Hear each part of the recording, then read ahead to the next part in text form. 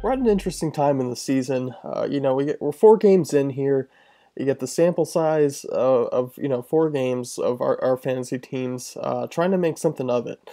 I'm Jason Gilbo at Fantasy Football Cafe, looking at some frustrating players, some overachievers here so far. I think 4 games is a pretty good sample size of what we can hope for the rest of the way.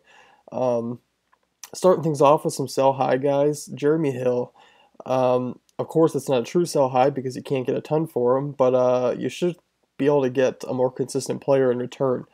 I have shares of him. It's been disappointing this season. He's had 2 solid weeks where he's found the end zone, 5 times over the course of 2 real games. The other 2 have just been complete fantasy duds. Um, it's been disappointing because the Cincinnati offense has really been thriving. But, Bernard, when he's in, the team looks a lot better. We believed Hill was going to be ready to be the lead back here in Cincy. Um, that hasn't been the case. We did expect, Giovanni Bernard to work into the passing game, which he has. Hill not being a terrific pass catcher. Bernard, that's more his angle. But we did not believe Bernard was going to be the one icing games on the ground. Um, to put games away and also, out touching Hill on the ground. Hill, 5 touchdowns, but just 169 yards, 3.3 yards per carry, very mediocre. I think it's a sign of a lot of ugly weeks ahead, and it's going to be one of those weeks where you need all the points you can get from all your players. And Hill's ended up with 3-4 points because he's only at 49 yards and nothing else. He's so touchdown dependent, as we've already seen so far this season. I think that's just going to be the case moving forward. But because he has 5 touchdowns, he could probably sell him enough for a more consistent play, whether it's a wide out, a flex play, another running back. Um, that's just where you have to go. Or, unfortunately, you would have to eat him. I'm going to eat him. I'm going to sit there. I just haven't been able to get the right moves in most of my leagues for Hill, but I'm hoping I can get more good touchdown games out of him than not. But still, it's going to be a frustrating situation to deal with. So if you can sell high, sell high.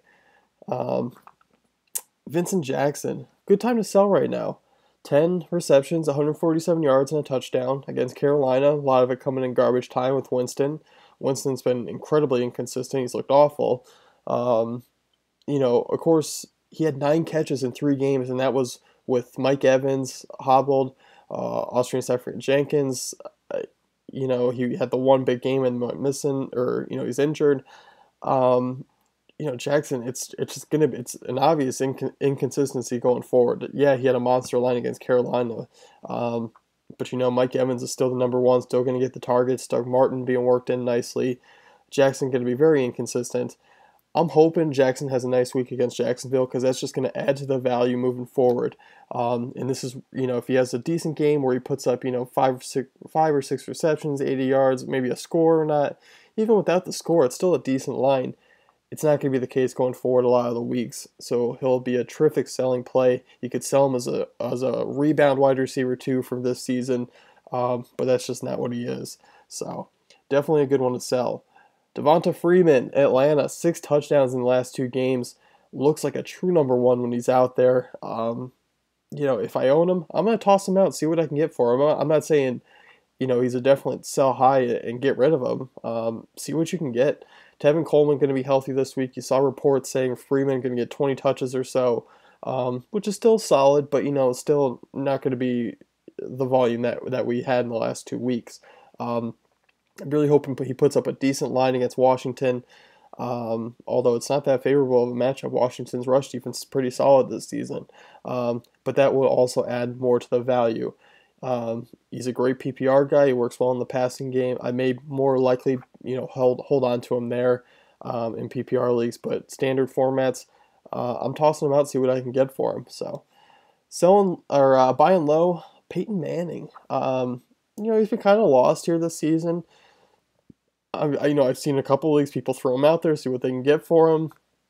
But I mean, if you have excess at positions, I would love to have Peyton Manning on my team. Looking at the schedule going forward, his first 4 games, the Ravens, Lions, Vikings, Chiefs, where he found himself in the second half. But those other 3 games, really tough matchups in the secondary and defenses. Of course, the offensive line hasn't been great, but looking forward at the rest of the season, gets the Raiders twice, gets the Browns, gets the Colts, gets the Bears, gets the Chargers twice, gets the Steelers once. I mean, all bottom secondaries and all bottom defenses where it's favorable. The running game hasn't been clicking. Ronnie Hillman's look good, but they're not going to feed him 20 times a game. Um, he still has Emmanuel Sanders, Demarius Thomas. I mean, it's all set up for a big Manning finish that we know he's capable of.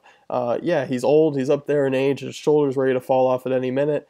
But you know what? If I can get him on the buy low, I'm taking him for the rest of the year. I think he's going to have a pretty strong finish to the season, and by strong finish, I mean the next 11 weeks is going to be very solid.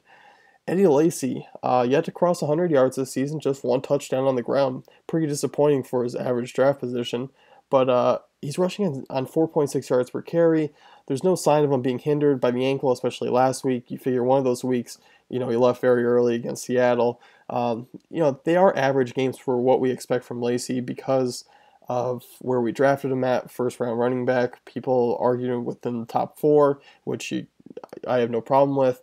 But Packers system, it's perfect for Lacy. They're never going to be down. They're always going to be close. You got Aaron Rodgers, keeps defenses honest. We're going to get big Lacy games coming up very soon. And if you have a disappointed owner in your league that has Lacy and willing to trade him for someone decent or maybe just a little higher, if you're giving up maybe 2-3 players for him, I have no problem with him if you have the excess players. I want Lacy on my team moving forward. So I think he's a great buy low opportunity right now, despite being such a big name. Brandon Cooks, what's wrong with him? Why am I buying low on him? Well, for one, you can get him for almost nothing. I guarantee it. Because you know what? He's been awful. There's been a lot of talks about his size. He's not cut out for this league. There's, no one around him that can help him out, and that's the problem.